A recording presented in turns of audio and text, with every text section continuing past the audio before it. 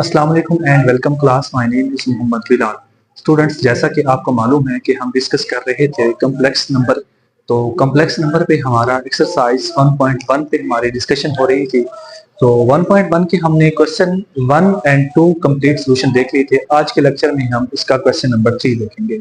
तो question number 3 को discuss करने से पहले मेरे माइंड में एक स्टोरी आ रही थी सुबह सुबह। तो वो स्टोरी ये है कि क्योंकि हम चैप्टर जो डिस्कस कर रहे हैं वो कम्प्लेक्स नंबर के नाम से, तो कम्प्लेक्स नंबर के नाम से जब हम चैप्टर डिस्कस कर रहे हैं तो इसके रिलेटेड एक मैं आपको एक स्टोरी सुनाता हूँ। स्टोरी ये है कि एक स्टूडेंट था। वो स्टूडेंट एक क्वेश्चन सोल्व कर रहा होता है। वो सोल्व करते करते उसके पास एक आंसर आता है -1 का स्क्वायर रूट। जब उसके पास आंसर -1 का स्क्वायर रूट आता है तो वो अपने टीचर के पास जाता है। तो टीचर को कहता है कि ये जो आंसर मैंने निकाला है क्या ये गलत है या सही है, क्योंकि ये जो आंसर मैंने निकाला है ये सोल्व ही नहीं हो रहा। तो वो टीचर मुस्कुरा के कहता है कि बेटा आपने बिल्कुल गलत नहीं किया, आपका आंसर ठीक है। तो वो स्टूडेंट कहता है कि सर अगर ये मेरा ठीक है तो इसका आंसर क्यों नहीं आ रहा। तो वो टीचर अपने स्टूडेंट्स को कहता है कि बेटा देखें, ऐसे ही हमारी जिंदगी में कुछ ऐसे लोग होते हैं जो हमें जब पहली दफा मिलते हैं तो अच्छे से समझ नहीं आते। जो हम चाह रहे होते हैं हमें पहली दफा वो उनसे नहीं मिल पाता, लेकिन जब हम उनको अच्छे से समझना स्टार्ट करते हैं तो वो उससे भी ज्यादा अहमियत रखते हैं। तो सेम इसी तरह जब हमें कुछ चीजें रियल नंबर के अंदर रहते हुए सोल्यूशन नहीं देती या हमें उनकी मालूमात नहीं हो सकती, तो उसके अंदर एक हम इमेजिनरी पार्ट ऐड करते हैं। यानी कि कुछ चीजें हम उसमें सपोज करते हैं, कुछ इमेजिनरी पार्ट जब उसमें ऐड होता है रियल नंबर में, तो वो एक खास टर्म का नाम बन जाता है जिसे हम कम्प्लेक्स नंबर कहते हैं। तो इसी तरह से जिन लोगों के जो लोग पहली दफा समझ नहीं आते, लेकिन जब उनकी अहमियत कुछ ज्यादा होती है या कुछ ज्यादा समझदार होते हैं तो वो हमारी जिंदगी में ज्यादा अहमियत रखते हैं, तो हमारे लिए ज्यादा फायदेदेह होते हैं और मुस्बत सोच के मालिक होते हैं। तो भी वो लोग भी इसी तरह से कॉम्प्लेक्स लोग होते हैं। तो कॉम्प्लेक्स की बड़ी अहमियत है। तो ये है जी कॉम्प्लेक्स नंबर, एक शॉर्ट इसका कंसेप्ट। तो आज हम इसका क्वेश्चन नंबर 3 डिस्कस करेंगे। क्वेश्चन नंबर 3 है, एक्सरसाइज हमारे पास 1.1 है।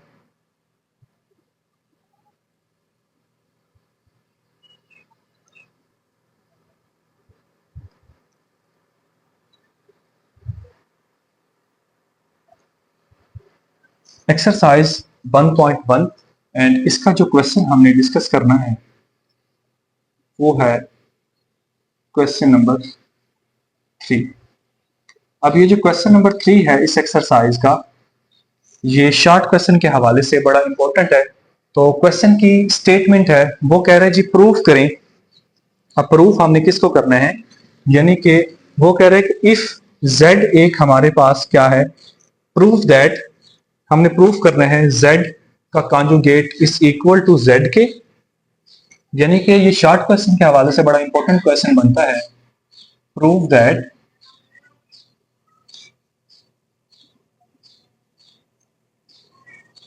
z का conjugate is equal to z के, और फिर आगे उसने कंडीशन दी है कि if z is a real. यानी कि इस क्वेश्चन का मतलब ये है कि हमने इसमें ये प्रूफ करना है कि अगर z हमारे पास एक रियल है तो क्या z का कॉन्जुगेट इस इक्वल टू z के आ सकता है या नहीं आ सकता। तो एक बात याद रखिएगा, हमेशा जहां भी IFF इफ आ जाए तो उसका मतलब ये है कि हम इफ एंड ओनली इफ हम उसकी दोनों साइड लेके, कोई भी साइड लेके इसकी दोनों साइड प्रूफ कर सकते हैं। यानी कि इसकी लेफ्ट साइड को लेते हुए हम इसकी राइट साइड भी प्रूफ कर सकते हैं और इसकी राइट साइड को लेते हुए इसकी लेफ्ट साइड भी प्रूफ कर सकते हैं। तो हम सबसे पहले इसको कुछ इस तरह से प्रूफ करेंगे इस क्वेश्चन को।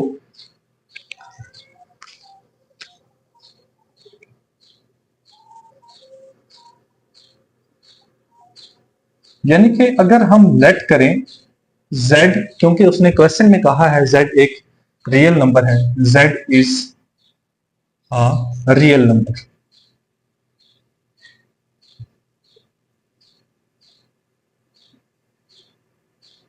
अगर z रियल होगा तो हम जानते हैं कि z is equal to x plus, अब अयोटा y ये रियल तब होगा जब इसमें अयोटा y की वैल्यू क्या होगी, 0 होगी। तो हम यहाँ पे क्या लिख देते हैं, x प्लस 0 अयोटा या इस तरह से भी लिखा जा सकता है x प्लस 0 आयोटा y या कुछ भी, यानी कि जो y वाला पार्ट है वो इसका क्या होना चाहिए, 0 होना चाहिए, क्योंकि हम इसको, क्वेश्चन की कंडीशन ये कहती है कि ये आपके पास एक रियल पार्ट है। जब रियल पार्ट है तो उसमें इमेजिनरी पार्ट नहीं होगा। तो अब वो कहते हैं कि अगर हम इसका कॉन्जुगेट लें, यानी कि ये इस तरह से भी हो सकता है, जब इसमें, अब इसका हम जब कॉन्जुगेट लेंगे तो इसका कॉन्जुगेट बनेगा z bar equal to x minus 0 iota. ठीक है, यहाँ पे हम y भी कह सकते हैं, यहाँ भी y कह सकते हैं, क्योंकि हमने जो रियल पार्ट है वो इसका 0, सॉरी इमेजिनरी पार्ट है वो 0 लिया है, क्योंकि क्वेश्चन की कंडीशन कह रही है कि ये क्या है, रियल नंबर है। तो अब हमने क्या करना है, अब अगर हम इसका देखें तो इसके जो दोनों आंसर हैं, यानी कि z और z बार, इन दोनों का आंसर हमारे पास क्या आया है, x, और इस तरफ भी x आया है, क्योंकि ये भी इसका 0 हो गया, ये पार्ट भी, और ये भी 0 हो गया, क्योंकि जब इमेजिनरी 0 होगा तभी वो रियल बनेगा। तो अब हम इसका क्या करते हैं, कन्वर्सली प्रूव करते हैं।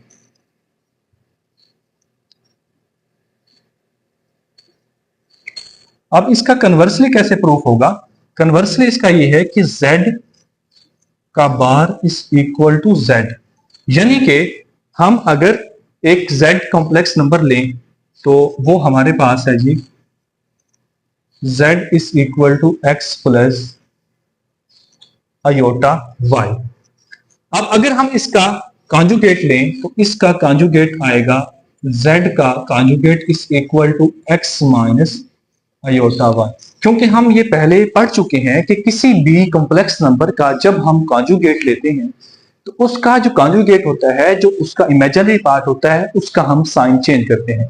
तो अब हम क्वेश्चन की कंडीशन के अकॉर्डिंग हम इन दोनों को इक्वल रख लेते हैं, यानी कि z का conjugate is equal to z। अब z के जो कॉन्जुगेट का आंसर हमारे पास आया है वो है जी x minus iota y, x minus iota y is equal to, जो z हमने लेट किया था वो है x प्लस आयोटा y। अब अगर हम इसको सोल्व करेंगे, इस इक्वेशन को उठा के इस तरफ लेके आएंगे तो हमारे पास ये बन जाएगा x minus iota y minus x। जब ये इस तरफ आएगा x माइनस का हो जाएगा और ये पॉजिटिव है तो ये नेगेटिव होगी। अब ये x नेगेटिव है, ये पॉजिटिव है, ये आपस में दोनों कैंसल आउट हो जाएंगे। जब ये कैंसिल होंगे तो हमारे पास इस इक्वल टू इस तरफ क्या रह जाएगा, 0। तो हमारे पास जो आंसर आएगा वो आ रहा है -2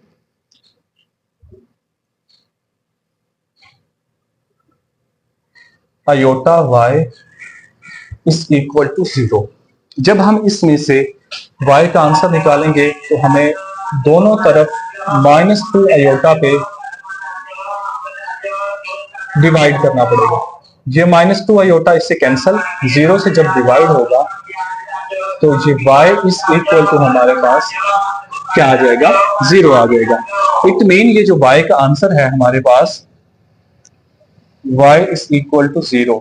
अब यही y का आंसर अगर हम इसमें पुट करते हैं, किसमें, z की वैल्यू में, तो फिर भी हमारे पास z एक क्या आएगा, रियल आएगा। यानी कि जो z की वैल्यू हमने लेट की थी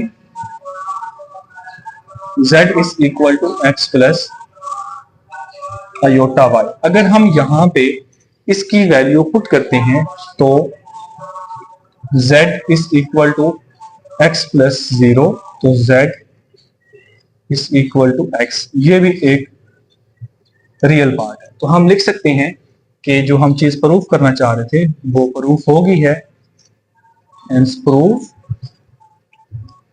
के z का जो कॉन्जुगेट है वो किसके इक्वल है, z के इक्वल है। यही चीज हम इसमें प्रूफ करना चाह रहे थे। अब आगे है क्वेश्चन नंबर 4 हमारे पास। क्वेश्चन नंबर 4 जो है उसमें भी हमने कुछ चीजें प्रूफ करनी है, वो भी आसान, बिल्कुल मुश्किल नहीं है। क्वेश्चन नंबर 4 है, वो कह रहा है for z belong to c एक कॉम्प्लेक्स नंबर है। देन वो कह रहा है फिर शो करें, यानी कि जो क्वेश्चन नंबर 4 है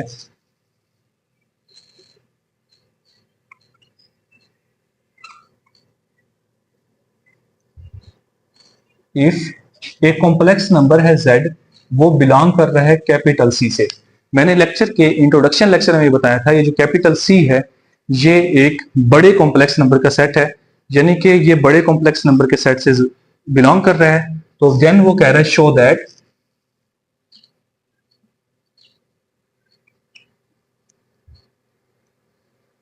फिर हमने प्रूव करवाना है कि z प्लस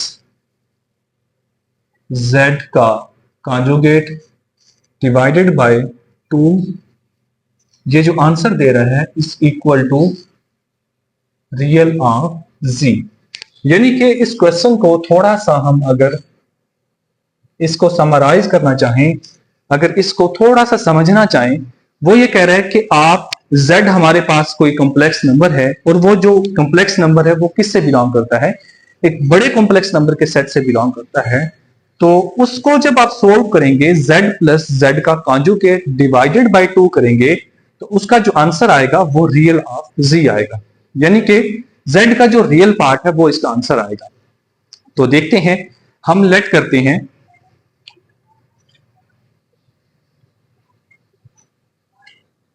हम इसमें लेट करते हैं जी, ये जो हमारे पास z है ये है जी x प्लस आयोटा y। अब अकॉर्डिंग टू गिवन कंडीशन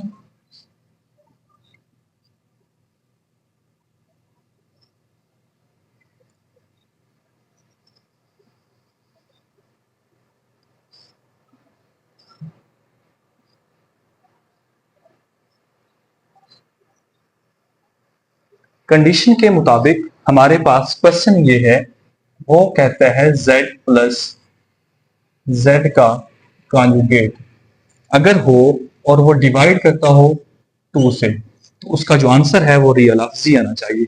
तो हम इस तरफ इसको क्वेश्चन की कंडीशन को लिखेंगे, इस तरफ हम लिखेंगे z अभी हमने लेट किया है x प्लस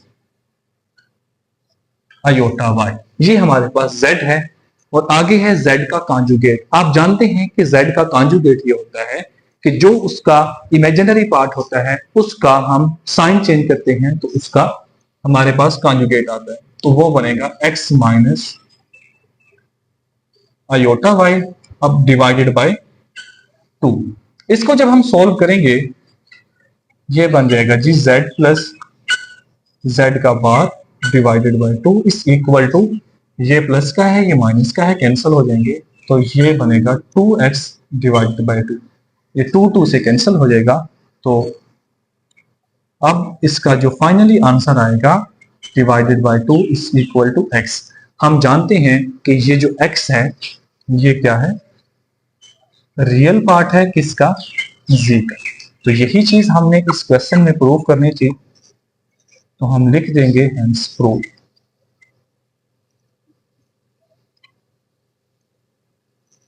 अब इसी का हमारे पास सेकंड पार्ट है क्वेश्चन नंबर 4 का।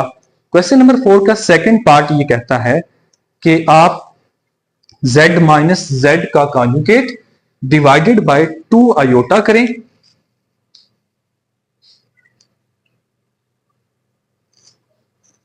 z माइनस z का कॉन्जुगेट डिवाइडेड बाय 2 आयोटा करें और इसका जो आंसर आएगा वो क्या आना चाहिए, वो उसने कहा है इमेजिनरी ऑफ z आना चाहिए, यानी कि जो हमारे पास कॉम्प्लेक्स नंबर है उसका आंसर आना चाहिए इमेजिनरी ऑफ z, यानी कि जो हमने z किया है उसका इमेजिनरी पार्ट इसका आंसर आना चाहिए।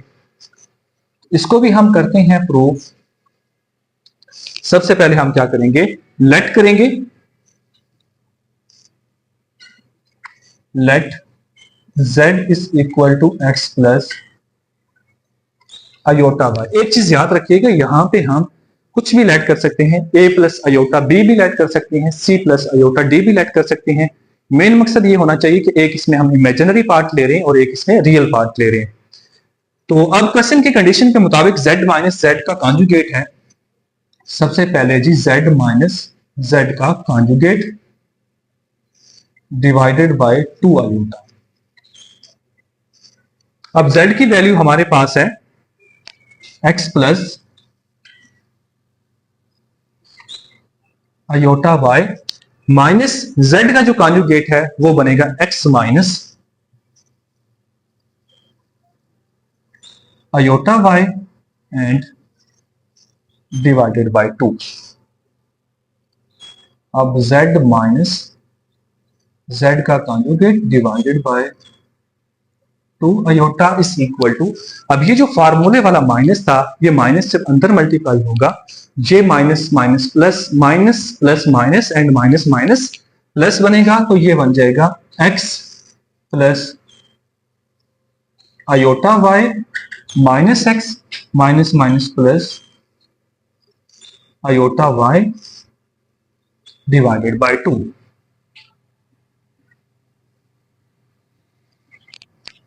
अब इसको जब हम मजीद सॉल्व करेंगे, ये हमारे पास बनता जाएगा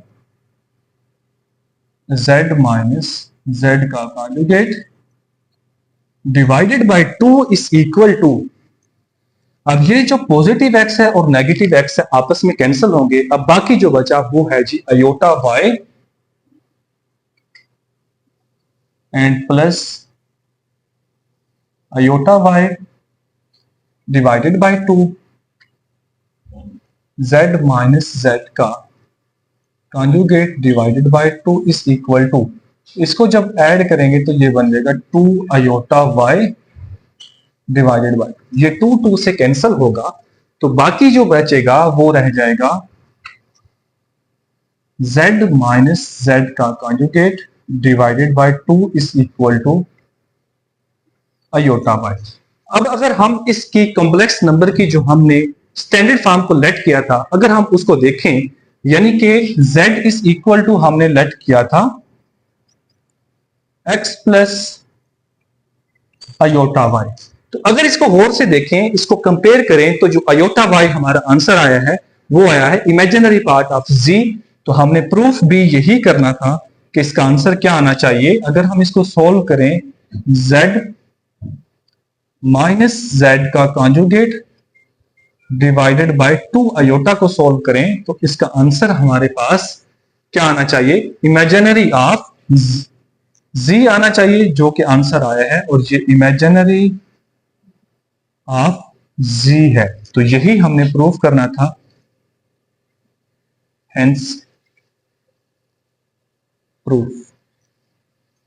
ये जो छोटे छोटे प्रूफ हैं, ये शॉर्ट क्वेश्चन के हवाले से बड़े इंपॉर्टेंट है।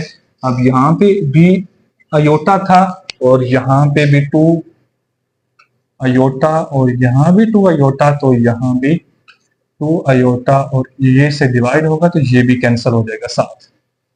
इसका जो आंसर है वो y आता है, और y एक क्या है, इमेजिनरी पार्ट है। यही चीज हमने प्रूव करनी थी। अब आगे इसका जो पार्ट है क्वेश्चन नंबर 4 का, हमारे पास थर्ड पार्ट है, वो है जी प्रूव करें z के मॉडुलस का square is equal to z into z conjugate का डॉट प्रोडक्ट। यानी कि कुछ इस तरह से है क्वेश्चन, इसी का थर्ड पार्ट है।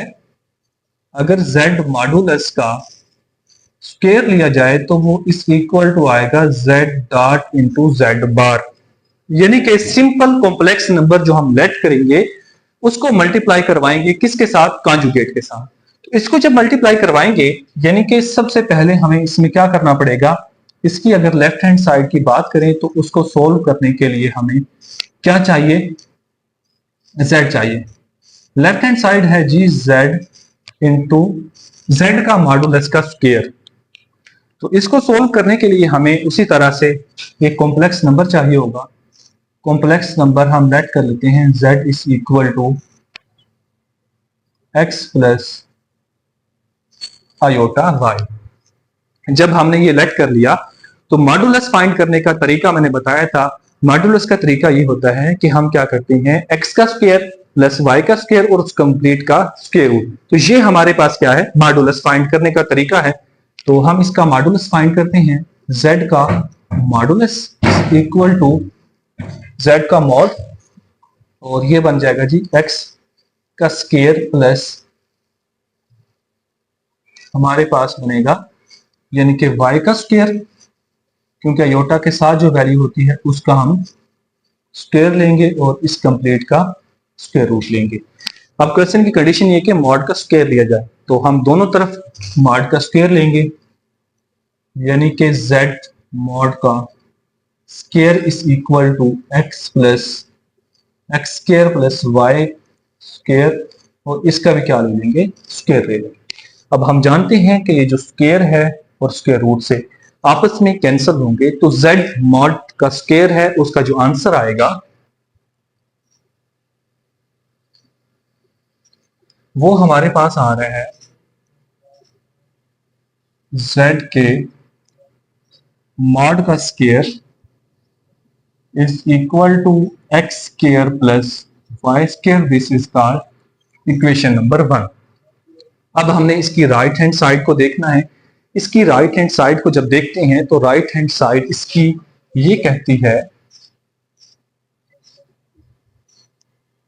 इज इक्वल टू z का dot product is equal to z के कॉन्जुगेट से। अब हमने z जो लेट किया था वो था हमारे पास is equal to x plus iota y, और यहां पे हम इसका कॉन्जुगेट ले लेते हैं, z का कॉन्जुगेट इज इक्वल टू बन जाएगा x माइनस आयोटा y, क्योंकि हम जानते हैं कि जब कॉम्प्लेक्स नंबर का कॉन्जुगेट लेते हैं तो जो उसका इमेजिनरी पार्ट होता है उसका हम साइन उल्ट कर देते हैं, चेंज कर देते हैं। तो इसी तरह से अब इनका डॉट प्रोडक्ट लेना है, यानी कि z और इसका डॉट प्रोडक्ट बनेगा x plus iota y into x minus iota y। इनको आपस में हम मल्टीप्लाई करवाएंगे। जब इनको मल्टीप्लाई करवाएंगे तो ये बनेगा जी x से मल्टीप्लाई होगा तो x का स्क्वायर, x जब आयोटा y से मल्टीप्लाई होगा तो ये बनेगा माइनस का x y आयोटा। अब ये प्लस का आयोटा y x से मल्टीप्लाई होगा तो ये बनेगा प्लस का x y iota, and minus plus का iota y minus iota y से जब मल्टीप्लाई होगा तो ये बनेगा माइनस का आयोटा का स्क्वायर एंड y का स्क्वायर। अब हम अच्छी तरह से जानते हैं कि जो आयोटा स्क्वायर की वैल्यू होती है वो क्या होती है, -1 होती है। तो अब आयोटा स्क्वायर की वैल्यू इसमें पुट करवाएंगे x स्क्वायर, अब ये नेगेटिव है ये पॉजिटिव है, आपस में कैंसिल, बाकी जो रह जाएगा x square minus iota y का स्क्वायर। अब आयोटा की जो वैल्यू है वो पुट करवाएंगे x स्क्वायर माइनस इंटू -1 और y का स्क्वायर। अब ये माइनस माइनस आपस में क्या हो जाएगा, प्लस, तो x square minus y square. तो हमने जो प्रूफ करना था वो ये माइनस माइनस प्लस हो गया, तो ये इक्वेशन नंबर 2 है। तो हम ये लिख सकते हैं फ्रॉम इक्वेशन 1 एंड 2 we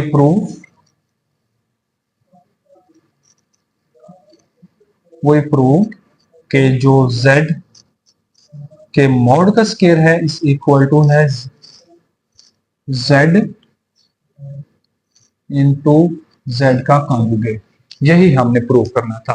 तो उम्मीद है कि चीजें आपको समझ आ रही होगी। आज के लेक्चर में हमने क्वेश्चन नंबर 3 और 4 को देखा है।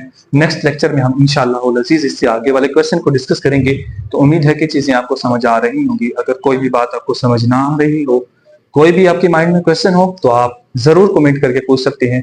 मिलते हैं नेक्स्ट लेक्चर में, तब तक के लिए अल्लाह हाफिज। खुदा आप सबको सलामत रखे, बेहद खुश रखे, अपने और अपने घर वालों का ख्याल रखिए। वस्सलाम।